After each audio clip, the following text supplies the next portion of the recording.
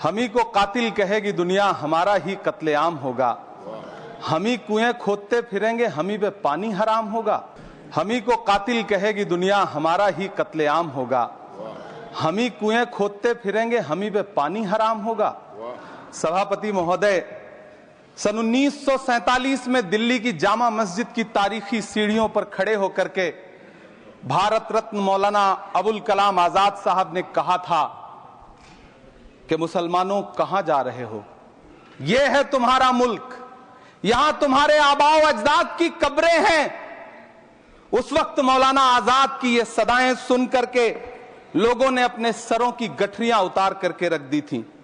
आज उसी दिल्ली में मौजूद देश की संसद में एक बिल आया है जो हमसे उसी जामा मस्जिद की सीढ़ियों के सबूत मांगेगा, जो उन्हीं सीढ़ियों के पास अपनी कब्र में सोए हुए मौलाना आजाद को फिर से कब्र से सदा देनी पड़ेगी कि ये जो कब्र है वो मेरी कब्र है, ये किसी सरकार की जागीर नहीं है। सभापति महोदय, मैं जहां खड़ा हूं इसी संसद भवन के सामने सड़क के उस पार अपनी कब्र में सोए हुए भारत के पूर्व राष्ट्रपति फखरुद्दीन अली अहमद की कब्र है। शायद अब उस कब्र से भी सदाएं आए कि ये कब्र मेरी कब्र है, ये सरकार की जागीर नहीं है। सभापति महोदय, मैं वक्फ कानूनों में किए जा रहे संविधान विरोधी बदलावों के खिलाफ बोलने के लिए खड़ा हुआ हूं। संविधान का आर्टिकल 14 हो, 29 हो, 30 हो, चीख चीख कर कहता है कि देश में सब बराबर के हकदार हैं। आर्टिकल 26 कहता है कि सबको अपने अपने मजहबी कामों के लिए मंदिर, मस्जिद, गिरजाघर, गुरुद्वारों का निर्माण करने का हक है और उसका रखरखाव का भी हक है। लेकिन डॉक्टर बाबा साहब अंबेडकर के संविधान को हर दिन कुचलने वाली ये सरकार देश के मुसलमानों से नफरत में इतनी अंधी हो गई है कि खुलेआम देश की संसद में देश सरकार के माइनॉरिटी मिनिस्टर साहब और होम मिनिस्टर साहब झूठ बोलते हैं और देश को गुमराह करते हैं, झूठ शब्द असत्य बोलते हैं। सरकार ने इस बिल का नाम उम्मीद रखा है। मंत्री जी कल से इसे देश के मुसलमानों के लिए नई उम्मीद बता रहे हैं। नहीं मंत्री जी, न तो ये बिल मुसलमानों के लिए नई उम्मीद है और न ही उम्मीद की नई किरण। सभापति महोदय, भाजपा ने पूरे देश में वक्फ के नाम पर कई सारे झूठ फैलाए हैं। आइए आज उनकी सच्चाई पर बात करते हैं। वक्फ ट्रिब्यूनल को ऐसे बताया जाता है जैसे वक्फ ट्रिब्यूनल कोई मजहबी खाप पंचायत हो। सभापति महोदय, जबकि सच्चाई यह है कि वक्फ ट्रिब्यूनल भी तो सरकारी न्यायिक विभाग है जिसमें सरकार द्वारा नियुक्त जज होते हैं, जिसमें प्रशासनिक अधिकारी होते हैं, कहीं ऊपर से थोड़ी आ गए। सभापति महोदय, देश के गृह मंत्री जी ने इसी सदन में कहा कि वक्फ ट्रिब्यूनल के फैसले के खिलाफ कोई कोर्ट नहीं जा सकता, जबकि सच यह है कि वक्फ एक्ट 1995 की धारा 83(9) के तहत हाई कोर्ट वक्फ ट्रिब्यूनल के फैसले की न सिर्फ समीक्षा कर सकता है बल्कि उसे बदल भी सकता है। सच तो यह है कि वक्फ बोर्ड खुद अपनी जमीनों के लिए कई सारी कोर्ट में मुकदमे लड़ रहा है। सभापति महोदय, दिल्ली की जिन 123 संपत्तियों को लेकर कल माइनॉरिटी मिनिस्टर, होम मिनिस्टर साहब और अभी आदरणीय नेता सदन बात कर रहे थे, आइए उनकी सच्चाइयों पे भी बात करते हैं।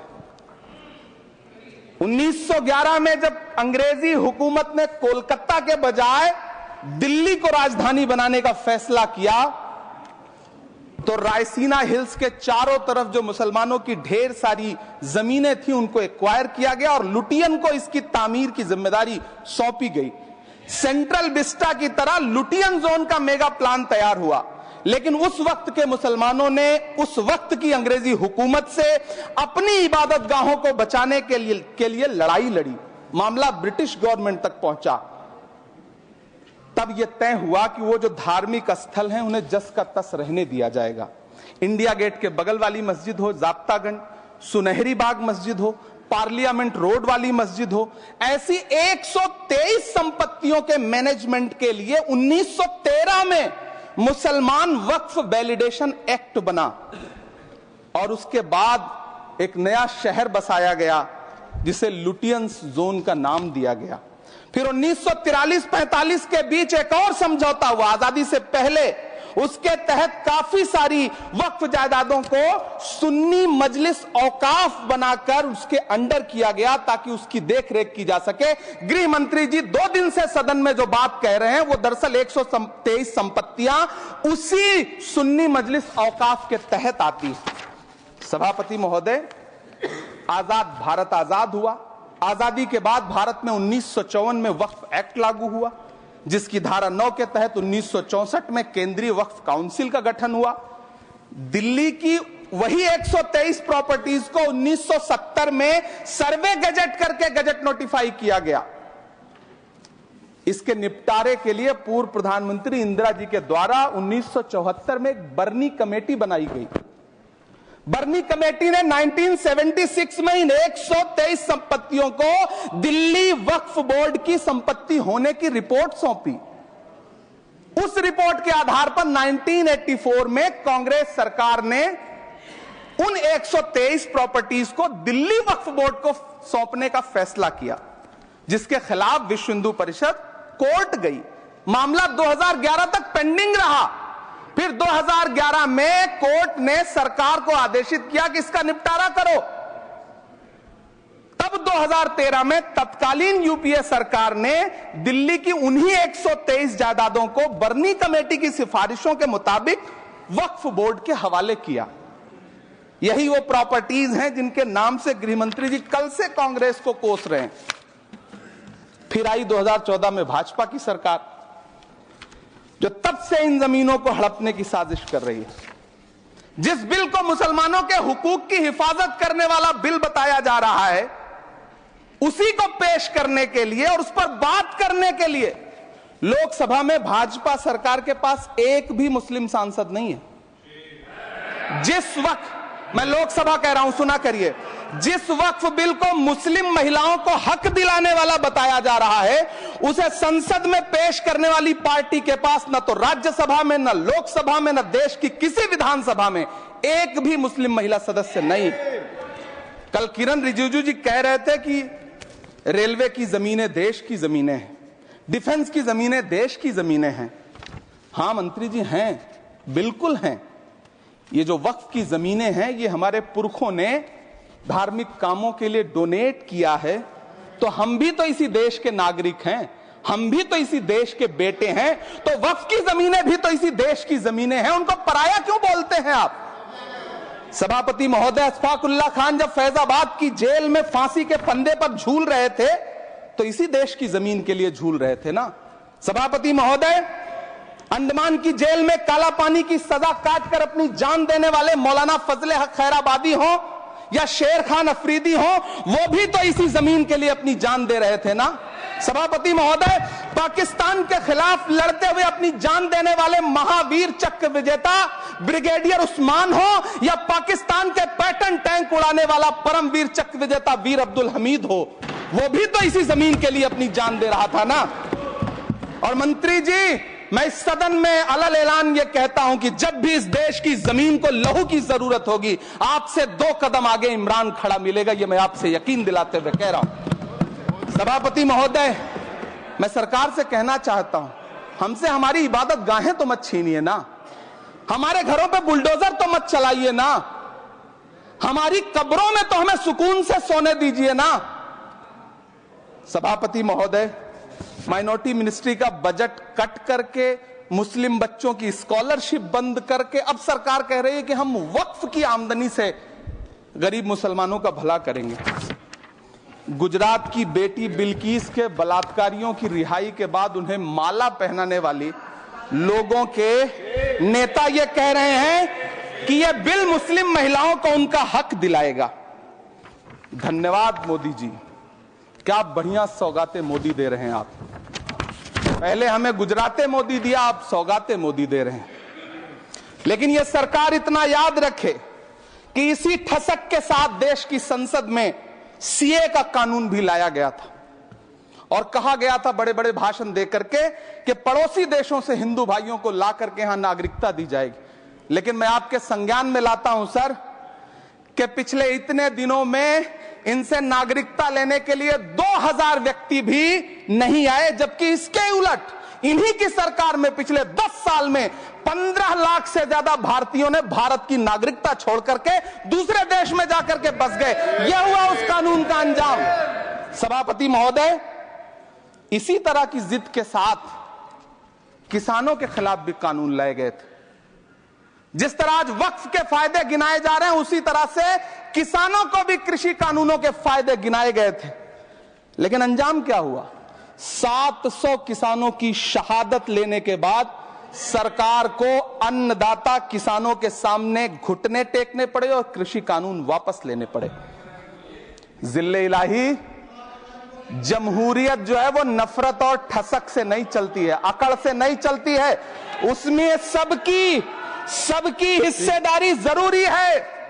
कल देश के माइनॉरिटी मिनिस्टर ने लोकसभा में खड़े होकर एक शेर सुनाया था कि मुझसे कोई बदगुमान न हो, तो मैं उन्हें एक शेर सुनाना चाहता हूं कि मैं आज जद पे हूं तो इतना खुशगुमान न हो, मैं आज जद पे हूं तो इतना खुशगुमान न हो, चराग सबके बुझेंगे हवा किसी की नहीं। नीतीश कुमार जी हो, चंद्रबाबू नायडू जी हो, चिराग पासवान जी हो, जयंत चौधरी जी हो, देवे गौड़ा जी हो, जीतन राम मांझी जी हो, सबको समझना पड़ेगा कि जब जंगल में आग लगती है तो न वो बरगद बचते हैं जो हवा को आंधी में तब्दील करते हैं, न वो बांस बचते हैं जो आपसी रगड़ से चिंगारी पैदा करते हैं।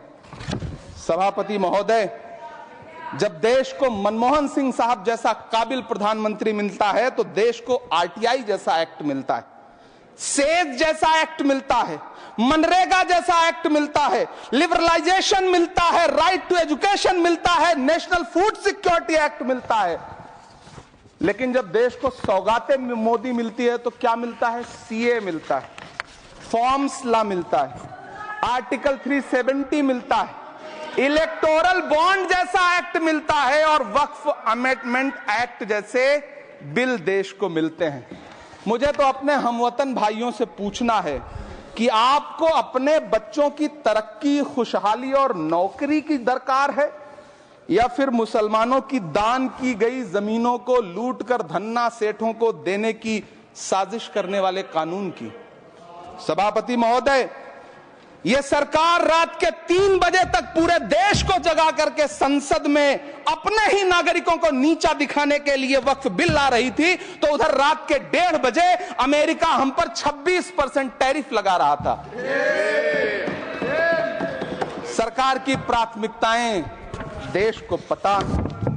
सभापति महोदय, मैं बहुत भावुक हूं आज, और मुझे अच्छा लगा कि आदरणीय नेता सदन जगत प्रकाश नड्डा जी ने बहुत अच्छी बातें भी की, मन से बातें की। क्योंकि उनके नाम में प्रकाश जुड़ा है तो मैं उनमें हमेशा एक रोशनी की किरण देखता हूं। मैं उनके सामने बहुत अदब से यह बात कहना चाहता हूं कि चरागों के सफर में दबदबा हो आंधियों का तो फिर अंजाम जुल्मत के सिवा कुछ भी नहीं होगा। यह दुनिया नफरतों के आखिरी स्टेज पर है, इलाज इसका मोहब्बत के सिवा कुछ भी नहीं होगा। मैं भावुक हूं, मेरी पलकें गीली हैं। अगर देश की एक बहुत बड़ी आबादी को लगता है कि आप उसका भला करने के लिए नहीं बल्कि उनकी इबादतगाहों, उनकी कब्रिस्तानों, उनकी खानकाहों को बर्बाद करने का बिल ला रहे हैं, तो फिर आप अगर समझाने में नाकामयाब रहे हैं तो यह आपकी नाकामयाबी है। पहले समझाइए, उसके बाद कोई बिल लेकर के आइए, तब शायद हम आपका इतनी पुरजोर तरीके से विरोध ना करें। लेकिन सभापति महोदय, मैं अंत में सिर्फ इतना कहना चाहता हूं कि इस बिल में जो भी पॉइंट्स दिए गए हैं, बॉम्सी पोर्टल देख लीजिए, सरकार का झूठ आपको पकड़ में आ जाएगा। हम डरे नहीं हैं, हम सिर्फ सरकार से अपील कर रहे हैं कि हमें अपना समझिए।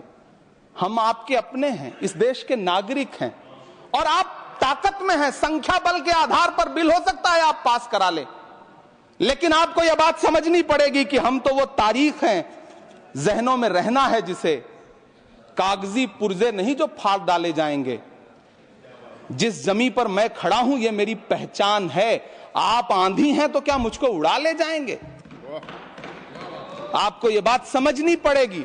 आपको अगर इतना विपक्ष की तरफ से पहले जेपीसी में इतने सारे पॉइंट्स आए और उसके बाद कल से लोकसभा में और राज्यसभा में सुझाव आप सुनने को तैयार नहीं है, लोगों की शंका को दूर करने के बारे में आप बिल्कुल सोच नहीं रहे, बस आप कह रहे हैं यह बिल उम्मीद की नई किरण है। नहीं साहब, इसे भले किरण जी लेके आए हैं, लेकिन ये उम्मीद की नहीं बल्कि नाउम्मीदी की किरण है। और इस देश की एक बहुत बड़ी आबादी इस बात से खदशे में है, शक में है कि आप सीधे उनकी जमीनों को लूट करके धन्ना सेठों को बेचना चाहते हैं। मेरी अब भी आपसे अपील है कि इस बिल को वापस लीजिए। यह बिल कहीं से आपके अपने नागरिकों के लिए अच्छा नहीं है। यह बिल सिर्फ इस देश के मुसलमानों को नीचा दिखाने का और अपने एक ऐसे मतदाता वर्ग को खुश करने का बिल है जिनको इस बिल के पास हो जाने से कुछ मिलेगा भी नहीं, लेकिन आप एक नैरेटिव देना चाहते हैं, एक मैसेज देना चाहते हैं। मेरी आपसे अपील है कि कृपया ये जो सबका साथ सबका विकास का नारा है, इस नारे को रत्ती भर तो चरित्रार्थ कर दीजिए। बहुत बहुत धन्यवाद। Don't miss out. Log on to oneindia.com for more updates.